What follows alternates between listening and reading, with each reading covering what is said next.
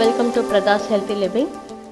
குழந்தை கொரட்டை விடுது அப்படின்னா நம்ம நிறைய பயந்துருவோம். ஐயோ இப்போவே குழந்தையெல்லாம் கொரட்டை விடுறது அப்படின்னு சொல்லிட்டு இதுக்கு சிம்பிளான சிகிச்சை இருக்குங்க. பெரியவங்களுக்கு கூட இதை நீங்கள் ட்ரை பண்ணி பார்க்கலாம்.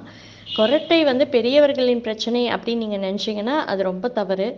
ஏன்னா இப்போ இந்தியாவில் இது செய்கிற ரிசர்ச் படி பார்த்தீங்கன்னா 8ல் 1 குழந்தை கொரட்டை விட்டுட்ருக்கு.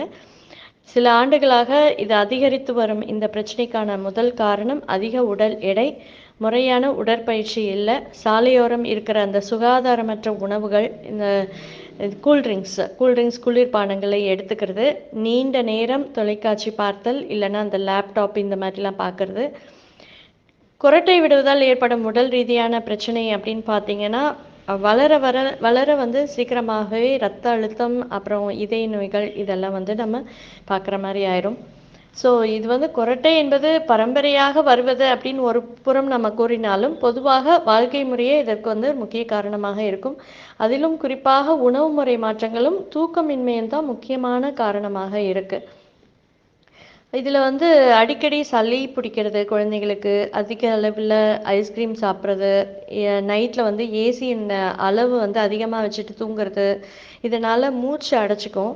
இதனால் மூச்சு குழாயுடைய மேல் பகுதி குறுகி நுரையீரல் அளவு மற்றும் கொழுப்பு பொருண்மை அதிகரித்து மூச்செடுப்பு இதனால் ஏற்படுது.